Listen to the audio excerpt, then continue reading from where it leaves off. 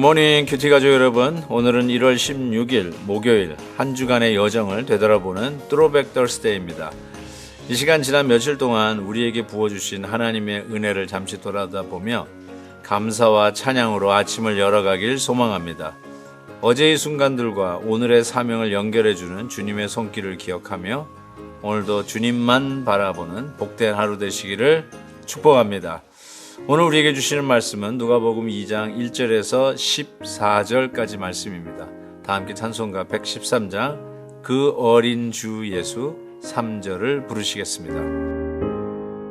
주 예수 내 곁에 가까이 계셔 그 한없는 사랑을 베푸시고 온 세상 악이들 다 품어주사 주 품 안에 안겨 살게 하소서. 그때에 가이사 아구스도가 영을 내려 천하로 다 호적하라 하였으니 이 호적은 구레뇨가 수리아 총독이 되었을 때에 처음 한 것이라. 모든 사람이 호적하러 각각 고향으로 돌아가매 요셉도 다윗의 집 족속이므로 갈릴리 나사렛 동네에서 유대를 향하여 베들레헴이라 하는 다윗의 동네로 그 약혼한 마리아와 함께 호적하러 올라가니 마리아가 이미 잉태하였더라. 거기 있을 그때에 해산할 날이 차서 첫 아들을 낳아 강보로 싸서 구유에 누였으니 이는 여관에 있을 곳이 없음이러라. 그 지역의 목자들이 밤에 밖에서 자기 양떼를 지키더니 주의 사자가 곁에 서고 주의 영광이 그들을 두루 비추매 크게 무서워하는지라. 천사가 이르되 무서워하지 말라. 보라, 내가 온 백성에게 미칠 큰 기쁨의 좋은 소식을 너희에게 전하노라. 오늘 다윗의 동네에 너희를 위하여 구주가 나셨으니 곧 그리스도 주시니라. 너희가 가서 강보에 쌓여 구유에 누워 있는 아기를 보리니 이것이 너희에게 표적이니라 하더니 호련히 수많은 천군이 그 천사들과 함께 하나님을 찬송하여 이르되 지극히 높은 곳에서는 하나님께 영광이요 땅에서는 하나님이 기뻐하신 사람들 중에 평화로다 하니라. 우리가 요즘 은혜를 받을 때마다 감사하는 고백들을 들어보는데, 그때는 우리 교회적으로 이렇게 엘리야 특별 새벽 기도를 한다든지 혹은 부흥회를 한다든지 아니면 매 주일마다 같이 모여서 또 셀 모임을 할 때 하나님이 주시는 은혜가 있습니다.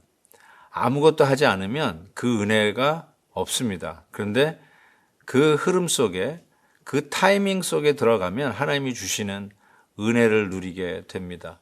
저는 이 타이밍을 참 소중하게 생각합니다. 왜냐하면 하나님의 놀라우신 간섭함은 뜬금없이 찾아오는 게 아니라 우리의 역사, 히스토리 속에 찾아오는 것을 우리가 알기 때문입니다. 그런 의미에서 타이밍이 중요합니다. 예수 그리스도께서 베들레헴에서 탄생하시는데 그것도 정확하게 타이밍입니다. 그래서 오늘 말씀을 이렇게 시작하죠. 그때에 가이사 아구스도가, 로마 황제 가이사 아구스도가 영을 내렸는데 다 호적을 하라는 것입니다. 그래서 모든 사람이 호적을 하기 위해서 고향으로 돌아가는 행렬이 이어지는데 그 중에 마리아와 요셉도 베들레헴을 향하여 가고 있었던 것이고, 그것으로 인해서 베들레헴에서 예수님이 태어나게 됩니다. 그래서 3절, 4절에 보니까 요셉도 다윗의 집 족속이므로 갈릴리 나사렛 동네에서 유대를 향하여 베들레헴이라 하는 다윗의 동네로 가게 된 것입니다. 계속하여 다윗의 지파 속에서 하나님이 약속하신 메시아가 온다는 것을 성령 충만한 사가랴도 선포했듯이 하나님의 말씀은 아브라함에게 약속하신 언약이라고 하지 않습니까? 그 옛날로부터, 즉 예수님 시대에서 얘기한다면 그전 2000년 전부터 계속하여 선포되어졌던 말씀이 바로 이 다윗의 자손으로부터, 약속의 자손이 일어나서 하나님의 놀라우신 이 구원의 역사를 이루어 갈 것이라고 하는 말씀이 드디어 성취가 되어지는 것이죠. 언제요? 로마의 황제 아우구스도가 호적하라고 칙령을 내렸을 그때에 때마침 자기의 고향 유다 지파 다윗의 고향이었던 베들레헴에 가서 호구 조사에 나서는 것이죠. 자, 그때에 배가 불러왔던 마리아가 그곳에서 약속의 바로 그 구세주 예수 그리스도가 낳게 되는 것이죠. 그 낳는 현장 우리가 너무나 잘 알고 얼마 전 크리스마스를 보내면서 우리가 항상 묵상했던 것처럼 7절에 보니까 첫 아들을 낳아 강보에 싸서 구유에 누였으니 이는 여관에 있을 곳이 없었음이더라. 여관이라고 하기는 뭐하고요. 여관에도 방 하나가 없어서 결국 마구간이라고 이야기할 수 있는 그곳에서 밤을 지나며 그곳에서 이 산통이 왔던 바로 마리아가 그 마구간에서 애를 낳습니다. 그래서 강보에 싸서 구유에 누웠다고 했는데 이 구유 이게 어려운 단어인데요. 쉬운 말로 얘기하면은 동물들 이 마구간의 말이 밥을 먹는 밥통 그게 바로 구유입니다. 그 구유에 바로 강보에 쌓인 우리의 구세주 아기 예수가 누여지게 되는 것을 말씀하고 있습니다.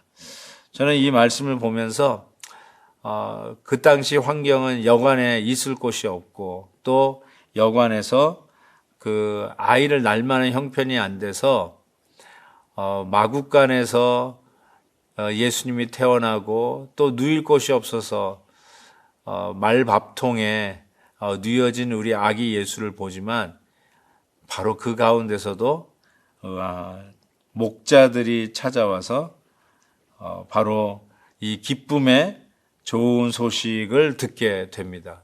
이 얼마나 감격스러운 일입니까? 드디어 그 기다리던 예수 그리스도 우리의 구세주가 약속대로 오신 날 큰 기쁨의 좋은 소식이 아닙니까? 우리가 세상 지나면서 듣는 뉴스들이 좋은 소식이 별로 없잖아요. 항상 나쁜 소식만 듣다가 어쩌다가 가물에 콩나듯이 좋은 소식 하나 들리는데 예수님이 우리 가운데 오셨다는 것은 큰 기쁨의 소식이다라고 성경은 적고 있습니다. 얼마나 감격스러운 소식이었을까? 드디어 기다리던 구세주가 오셨다는 이 메시지가 얼마나 감사하고 눈물 날 정도로 고마운 소식이었겠습니까? 상상해 봐도 최고의 기쁨이었을 것이다 라는 생각을 해봅니다. 우리 예수 믿는 사람들에게 있어서 가장 큰 기쁨은 예수님의 오심이고 우리가 기다리는 것도 예수님의 다시 오심이 아니겠습니까? 예수님이 우리 가운데 오셨던 것이 가장 큰 기쁨의 소식으로 오늘도 우리의 삶과 생각과 말 속에서 시인이 되어지기를 주의 이름으로 축복합니다. 그래서 14절에 보니까 지극히 높은 곳에서는 하나님께 영광이요 땅에서는 하나님이 기뻐하신 사람들 중에 평화로다라고 말씀합니다. 예수님이 우리에게 오신 이 복음의 메시지는 하나님께 영광이요 우리 사람들에게는 평화, 샬롬이라고 얘기했습니다. 하나님이 우리에게 약속하신 샬롬, 평화의 메시지가 되도록 믿음으로 우리 주님, 구세주를 영접하시고 그 구세주 예수 그리스도의 말씀을 쫓아 행하며 우리 하나님의 뜻을 이루어가는 우리 큐티인 가족 되시기를 주의 이름으로 축복합니다. 하나님 아버지, 우리 주 예수 그리스도의 오심이 진정한 기쁨이요 하나님께는 영광이요 그리고 우리들에게는 정말로 평화의 메시지임을 믿습니다. 혼탁하고 어지러운 우리의 삶 속에 늘 샬롬으로 다스려 주시고 인도해 주옵소서. 시끄러운 세상의 소문들, 처처의 기근과 전쟁의 소식들로 가득 차 있는 이 세상에 우리 주님 오셔서 다시 평강으로 채워 주시옵소서. 감사하고 예수님의 이름으로 기도하옵나이다. 아멘. 내일 또 뵙겠습니다.